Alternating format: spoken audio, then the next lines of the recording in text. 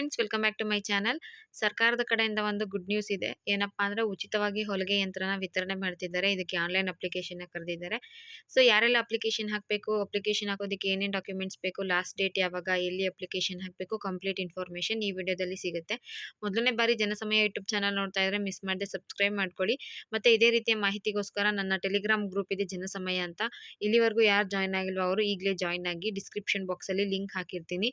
ಇನ್ನು ಹೊಲಿಗೆ ಯಂತ್ರ ವಿತರಣೆ ಯೋಜನೆಗೆ ಆನ್ಲೈನ್ ಅಪ್ಲಿಕೇಶನ್ ಕರೆದಿದ್ದಾರೆ. ಇದು ಕರೆದಿರೋದು ಬಂದು ಹಿಂದುಳಿದ ವರ್ಗಗಳ ಬಡ ಕುಟುಂಬದವರಿಗೆ. ಇದು ಅಂದ್ರೆ OBC ಡಿಪಾರ್ಟ್ಮೆಂಟ್ ಕಡೆಯಿಂದ ನೋಟಿಫಿಕೇಶನ್ ಆಗಿರುವಂತದ್ದು.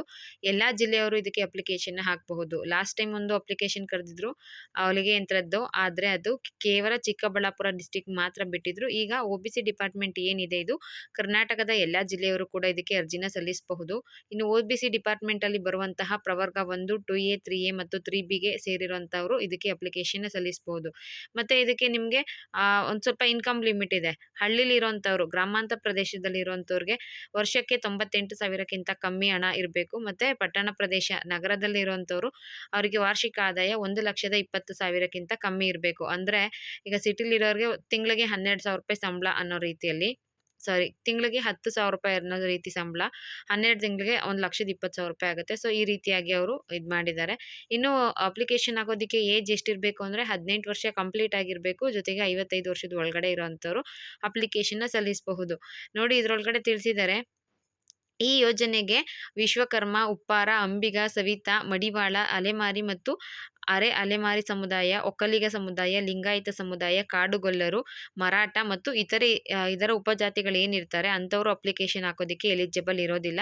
ಇದರಲ್ಲಿ ಇದನ್ನ ಬಿಟ್ಟು ಪ್ರವರ್ಗ 1, 2A, 3A, 3B ಬರುವಂಥವ್ರು ಮಾತ್ರ ಅಪ್ಲಿಕೇಶನ್ ಹಾಕೋದಕ್ಕೆ ಎಲಿಜಿಬಲ್ ಅನ್ನೋದನ್ನ ನೋಟಿಫಿಕೇಶನ್ ಅಲ್ಲಿ ಮೆನ್ಷನ್ ಮಾಡಿದ್ದಾರೆ.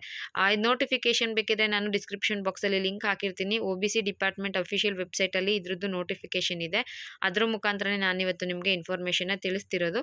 ಇನ್ನು ನೀವು ಇದಕ್ಕೆ ಸೇವಾ ಸಿಂಧು ಮುಖಾಂತರ ಆನ್ಲೈನ್ ಅಪ್ಲಿಕೇಶನ್ ಸಲ್ಲಿಸಬಹುದು. ತುಂಬಾ ಸುಲಭವಾಗಿದೆ. ನಾನು ಆಲ್ರೆಡಿ ಒಂದ್ಸಲ ಚೆಕ್ ಮಾಡಿದೆ.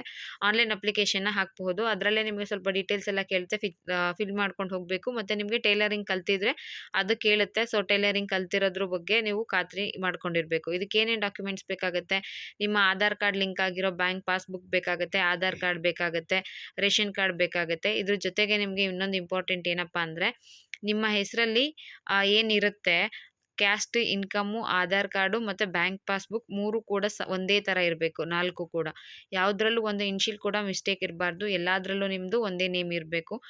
ಈಗ ನೋಡಿ, ಬಸಮ್ಮ ಅಂತ ಇತ್ತು ಅನ್ಕೊಳ್ರಿ, ಅದು ಬಸಮ್ಮ ಅಂತಾನೆ ಎಲ್ಲ ಸರ್ಟಿಫಿಕೇಟ್ ಅಲ್ಲೂ ಇರಬೇಕು. ಮತ್ತೊಂದ್ ಕಡೆ ಬಸಮ್ಮ ಎ ಅನ್ಕೊಂಡು ಒಂದ್ರಲ್ಲಿ ಇದ್ದು ಮತ್ತೊಂದ್ರಲ್ಲಿ ಬಸಮ್ಮ ಅಂತ ಇತ್ತು ಅಂದ್ರೆ ಆಗೋದಿಲ್ಲ.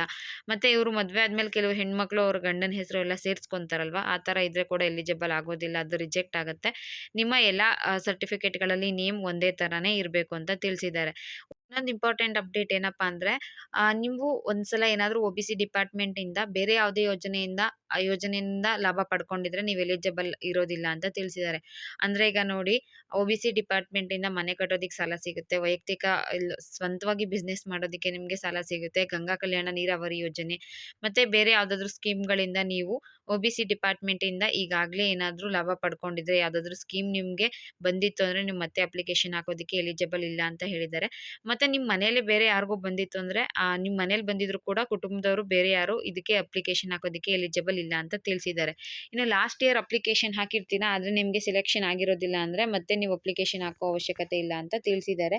ಇನ್ನು ಅಪ್ಲಿಕೇಶನ್ ಹಾಕೋದಕ್ಕೆ ನೀವು ಸೇವಾ ಸಿಂಧು ವೆಬ್ಸೈಟ್ ಮುಖಾಂತರ ಆನ್ಲೈನ್ ಅಲ್ಲಿ ಅಪ್ಲಿಕೇಶನ್ ಹಾಕಬಹುದು.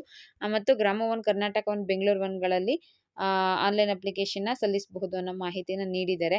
ಇದ್ರ ಬಗ್ಗೆ ಹೆಚ್ಚಿನ ಇನ್ಫಾರ್ಮೇಶನ್ ಬೇಕು ಅಂದ್ರೆ ನೀವು OBC ಡಿಪಾರ್ಟ್ಮೆಂಟ್ ಅಫಿಷಿಯಲ್ ವೆಬ್ಸೈಟ್ ಇಲ್ಲಿಗೆ ಹೋಗಿ ನೀವು ಚೆಕ್ ಮಾಡ್ಕೋಬಹುದು. ಅದನ್ನ ವೆಬ್ಸೈಟ್ ಕೂಡ ಹಾಕಿದ್ದಾರೆ.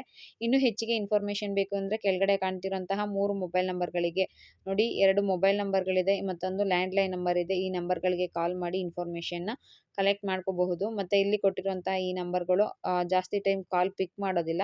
ಈ ನಂಬರ್ಗೆ ಕಾಲ್ ಮಾಡಿ ಒಂದ್ಸಲ ನಿಮ್ಗೆ ಏನಾದ್ರು ಇನ್ಫಾರ್ಮೇಶನ್ ಸಿಗಬಹುದಾ ಅಂತ ನೋಡ್ಕೊಳ್ಳಿ. ಮತ್ತೆ ನಿಮ್ಗೆ ಜಿಲ್ಲೆದು OBC ಡಿಪಾರ್ಟ್ಮೆಂಟ್ ನಿಮ್ಗೆ ಗೂಗಲ್ ಅಲ್ಲಿ ನಂಬರ್ ಸಿಗುತ್ತೆ, ವೆಬ್ಸೈಟ್ ಗಳಲ್ಲೂ ಕೂಡ ನಂಬರ್ ಸಿಗುತ್ತೆ. ಅದರಲ್ಲಿ ಬೇಕಿದ್ರೆ ಕಾಂಟ್ಯಾಕ್ಟ್ ಮಾಡ್ಕೊಂಡು ನಿಮ್ಗೇನೋ ಡೌಟ್ ಇತ್ತು ಅಂದ್ರೆ ಕ್ಲಿಯರ್ ಮಾಡ್ಕೋಬಹುದು. ಇನ್ನು ಸೇವಾ ಸಿಂಧು ವೆಬ್ಸೈಟ್ ಮುಖಾಂತರ ಅಪ್ಲಿಕೇಶನ್ ಸಲ್ಲಿಸೋದಕ್ಕೆ ಲಾಸ್ಟ್ ಡೇಟ್ ಬಂದು ಆಗಸ್ಟ್ 31 ಅದರೊಳಗಡೆ ನೀವು ಅರ್ಜಿನ ಸಲ್ಲಿಸ್ಕೊಳ್ಳಿ. ಉಚಿತವಾಗಿ ನಿಮಗೆ ಹೊಲಿಗೆ ಯಂತ್ರನ ವಿತರಣೆ ಮಾಡ್ತಾರೆ. ಇದಕ್ಕೆ ಯಾವುದೇ ಫೀಸ್ ಕಟ್ಟೋ ಹಾಗಿರೋದಿಲ್ಲ. ಸರ್ಕಾರದಿಂದ ಹಲವಾರು ಯೋಜನೆಗಳು ಜಾರಿಲಿದೆ ಅಲ್ವಾ, ಅದರಲ್ಲಿ ಇದು ಕೂಡ ಒಂದು. ಇದು ಮನೇಲಿರುವಂತಹ ಹೆಣ್ಮಕ್ಳಿಗೆ ಬಹಳನೇ ಹೆಲ್ಪ್ ಆಗುವಂಥ ಯೋಜನೆ. ಸೊ ಅಪ್ಲಿಕೇಶನ್ ಯಾರಾದರೂ ಹಾಕೋರಿದ್ರೆ ಆಗಸ್ಟ್ 31 ಒಳಗಡೆ ಸೇವಾ ಸಿಂಧು ವೆಬ್ಸೈಟ್ ಮುಖಾಂತರ ಅರ್ಜಿನ ಸಲ್ಲಿಸ್ಕೊಳ್ಳಿ ಅಂತ ಹೇಳ್ತಾ ವಿಡಿಯೋನ ಇಲ್ಲಿಗೆ ಮುಗಿಸ್ತಾ ಇದ್ದೀನಿ. Thank you for watching friends.